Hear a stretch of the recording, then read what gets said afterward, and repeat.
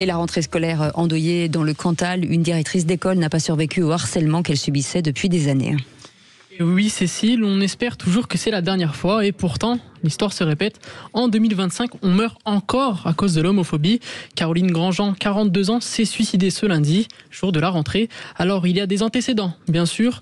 Depuis 2023, elle subissait un harcèlement homophobe, puisque, je le rappelle, elle était mariée avec une femme. Elle avait donc déjà reçu des messages envoyés par un corbeau. Finalement, en 2024, une enquête a été ouverte pour insultes publiques et menaces de mort. Et malheureusement, hier, Caroline a appelé les secours pour dire qu'elle allait mettre fin à ses jours.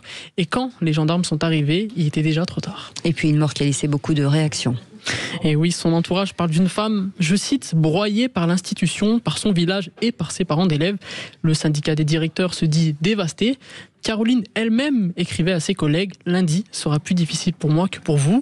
L'éducation nationale rappelle qu'elle avait porté plainte, qu'une protection fonctionnelle avait été mise en place et qu'une mutation lui avait été proposée. Cependant, Caroline avait refusé, elle voulait rester près de chez elle.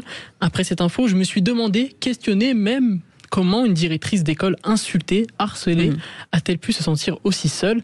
Mais au-delà des mots, ce qui est certain, Caroline voulait enseigner, transmettre, protéger ses élèves. Elle, en revanche, n'aura pas été protégée. Et ça, franchement, on n'y croit pas. François, c'est terrible. Ça me fait très mal, oui.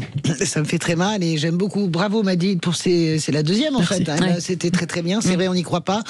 Je ne sais pas si elle avait refusé ou pas une sécurité, parce que je pense qu'à un moment donné, quand vous êtes attaqué si personnellement sur votre être, c'est sur vos orientations, on se rend pas compte de la violence. C'est comme d'être attaqué sur ce qu'on est. Eh bien, je pense qu'elle n'avait même plus envie d'être protégée. C'est étonnant qu'il n'y ait pas eu un geste de l'éducation nationale. Voilà, ça veut dire que c'est jamais gagné. Simone de Beauvoir disait, quand les temps deviennent durs, c'est toujours les droits qu'on remet en cause, c'est les droits des femmes. Et j'en profite. Les droits des homosexuels, etc. J'en profite pour dire que demain à 7h10, chez Patrick Roger, vous pourrez entendre le témoignage d'un proche de Caroline Grandjean. Philippe Bilger. Non, moi, ce que je trouve pire que tout, c'est les corbeaux. Comment ces gens arrivent-ils à dormir aujourd'hui, ouais, et à se regarder le matin dans la glace au moment de se raser si c'est des hommes, ou de se maquiller si c'est des femmes, en n'ayant pas une irrépressible envie de vomir en se regardant. Vraiment, j'ai honte. Est-ce qu'ils pensaient qu'on arriverait... Non, mais c'est une vraie question que vous posez, vous avez raison.